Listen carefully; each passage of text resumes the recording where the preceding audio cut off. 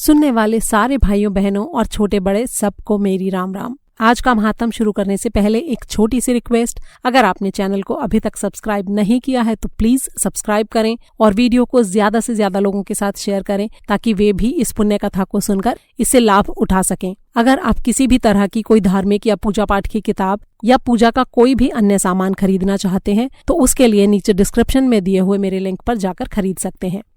तो शुरू करते हैं आज की कथा। वैशाख मास महात्म्य 24वां अध्याय। श्रुतदेव जी ने मिथिलेश से कहा, हे राजन, इन सारी पुण्य देने वाली तिथियों में वैशाख मास की शुक्ल पक्ष की द्वादशी की तिथि सारे प्रकार के पापों का नाश करने वाली है। ग्रहण के अवसर पर गंगा तट पर 1000 गायें दान करने से जो पुण्य फल प्राप्त होता है, वैशाख मास की द्वादशी के दिन वही फल सतपात्र ब्राह्मण को दान करने से मिलता है। घोर अकाल के समय में गंगा तट पर प्रतिदिन करोड़ों व्यक्तियों को भोजन कराने से जो पुण्य मिलता है, वही फल वैशाख की द्वादशी के दिन मात्र एक ब्राह्मण को भोजन कराने से प्राप्त हो जाता है। यदि कोई शुक्ल पक्ष की द्वादशी के दिन एक चुटकी अन्न याचकों को दान देता है तो उसे 1 करोड़ ब्राह्मणों को भोजन कराने का पुण्य फल प्राप्त होता है। जो साधक शुक्ल पक्ष की एकादशी के दिन रात्रि जागरण करता है और जनार्दन भगवान की कथा कहते और सुनते हुए रात्रि का समय व्यतीत करता है, वो सारे पापों से मुक्त होकर जीवित रहते हुए ही मुक्ति का अधिकारी हो जाता है। सारे देवता उस पर प्रसन्न होते हैं और उसके सारे मनोरथों की पूर्ति करते हैं। जो साधक द्वादशी के दिन कोमल कोमल तुलसी के पत्तों द्वारा भगवान विष्णु की भक्ति भाव के साथ पूजा करता है, वो अपने 7 कुलों के पापों का उद्धार करके श्री विष्णु लोक को प्राप्त होता है। यदि कोई वैशाख मास की द्वादशी के दिन बछड़े सहित गौ का दान करता है तो अपने 1 करोड़ कुलों का उद्धार करके श्री विष्णु लोक को प्राप्त करता है। उस साधक को वही पुण्य फल प्राप्त होता है जो पुण्य फल तीर्थराज प्रयागराज में प्रतिदिन 1 करोड़ मनुष्यों को 1 वर्ष की अवधि तक उत्तम स्वादिष्ट भोजन कराने से प्राप्त होता है। जो साधक द्वादशी के दिन शालिग्राम भगवान का दान करते हैं, वे सारे पापों से मुक्त हो जाते हैं। जो पुण्य गंगा जी के तट पर ग्रहण के समय 7 द्वीपों से युक्त पृथ्वी का करोड़ बार दान करने से प्राप्त होता है, वही पुण्य फल इस दान से प्राप्त होता है। जो साधक द्वादशी के दिन भक्ति के साथ मधुसूदन भगवान को दूध से स्नान कराता है, उसे राजसूय यज्ञ और अश्वमेध यज्ञ करने के समान पुण्य फल प्राप्त होता है। संध्या काल के समय जो भक्त रस वाली ककड़ी का दान करता है, वो इस प्रकार के दान के प्रभाव से कर्म बंधनों से मुक्ति पा लेता है। यदि कोई भक्त आम अथवा गन्ने का दान करता है तो उसके कुल कुटुंब में 100 पीढ़ियों तक शीलवान संतान होती रहती है। भविष्य में उत्पन्न होकर ग्रसित करने वाली सारी बीमारियों और रोगों से वे मुक्त बने रहते हैं। हे राजर्षि, शुक्ल पक्ष की द्वादशी के दिन जो कुछ भी भक्तिपूर्वक दान किया जाता है उसका अक्षय फल प्राप्त होता है।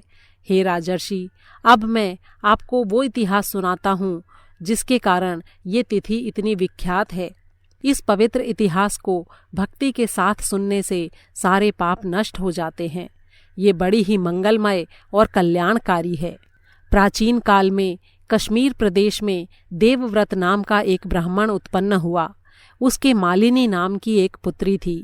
देवव्रत ने उसका विवाह सत्यशील नाम के एक बड़े विद्वान के साथ किया। विवाह करके सत्यशील मालिनी को अपने साथ यवन देश ले गया। यद्यपि मालिनी रूप और यौवन से संपन्न थी, लेकिन पति पत्नी में परस्पर प्रेम भाव नहीं था।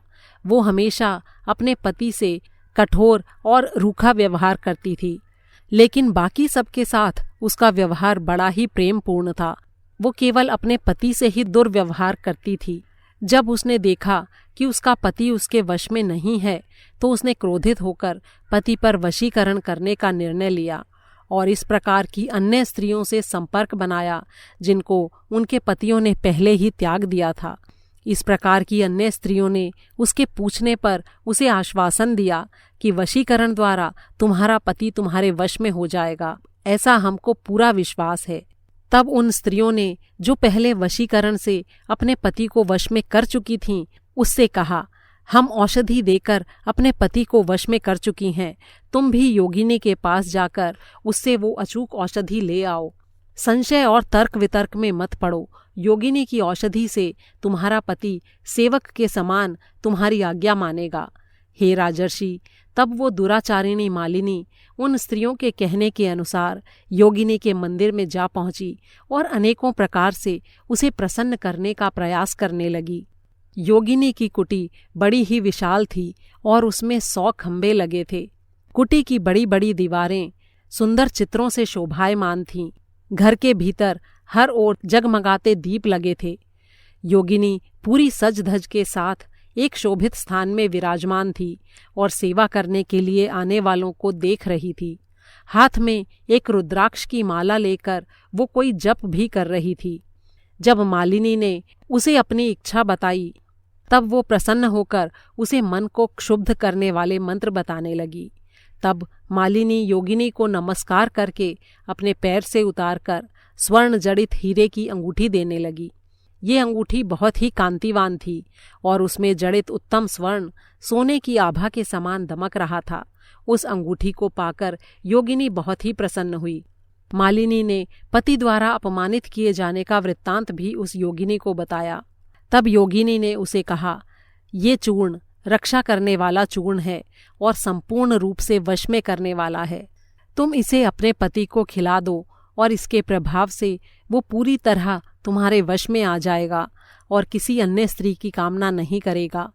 तुम्हारी चरित्रहीनता को खुद देखकर भी इस चूर्ण के प्रभाव से वो तुम्हारा विरोध नहीं करेगा।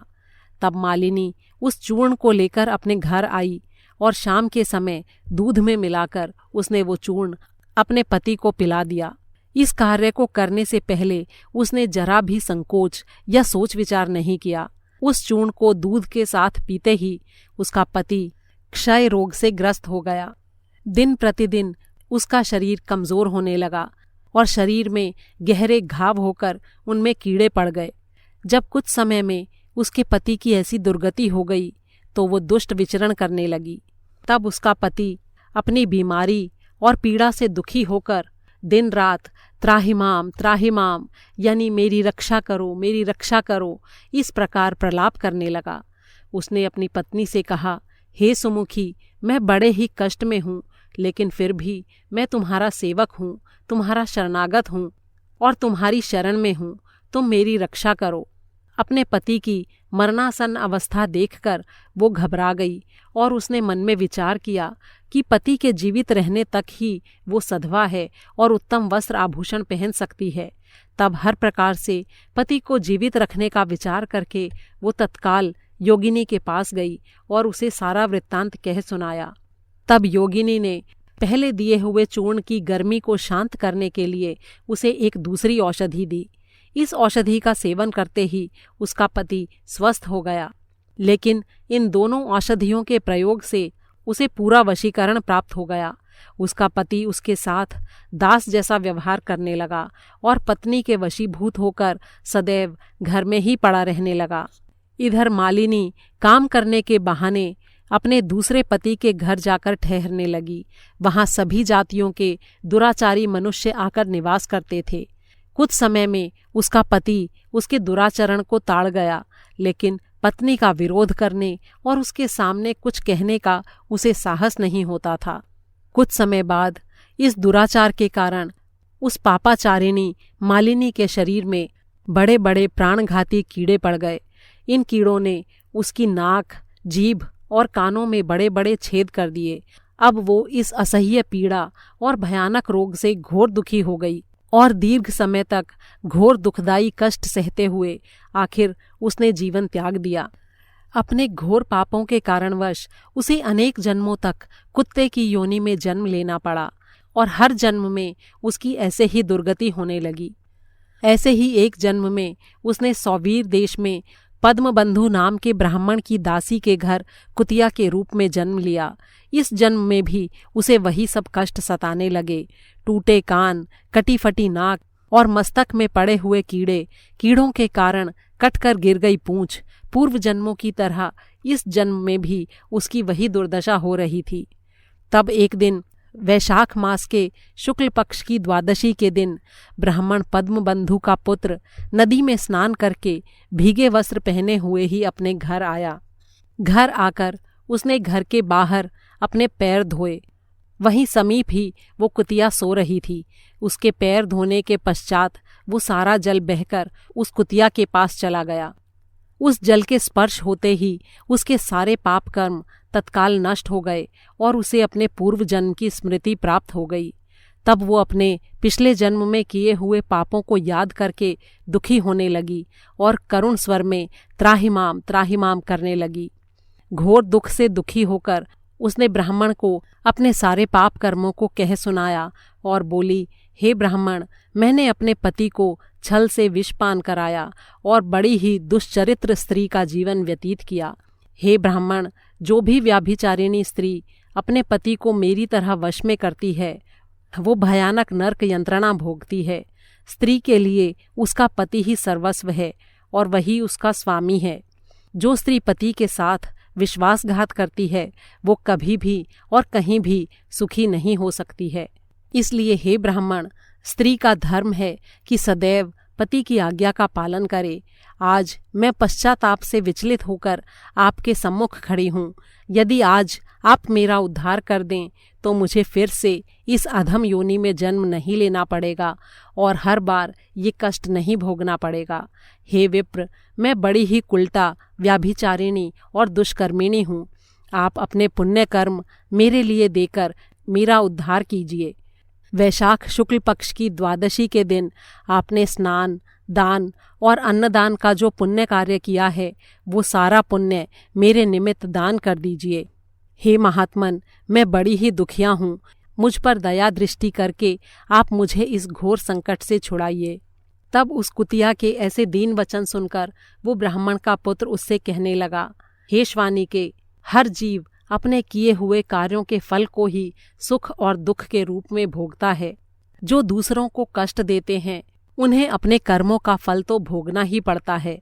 तुम भी अपने पिछले जन्म के पापों का फल भोग रही हो, इसमें मैं कुछ नहीं कर सकता। तब वो कुतिया बड़ी ही दुखी होकर बड़े ही दीन स्वर में रुदन करने लगी। उसके रुदन का स्वर सुनकर धर्मात्मा पद्मबंधु तत्काल घर से बाहर आए। उन्होंने उस कुतिया से पूछा, तुझे क्या कष्ट है? तू क्यों रुदन कर रही है? तब उनके पुत्र ने सारा वृत्तांत उन्हें सुनाया। पुत्र के कथन को सुनकर वे चकित होकर बोले, हे पुत्र, मेरा पुत्र होकर तुझे ऐसा व्यवहार शोभा नहीं देता। महात्माओं के लिए ऐसा कथन बड़ा ही अशोभनीय है। परोपकारी दधीची ने देवों के उपकार के लिए दैत्यों को अति शक्तिशाली जानकर भी अपनी सारी अस्थियों का दान कर दिया था।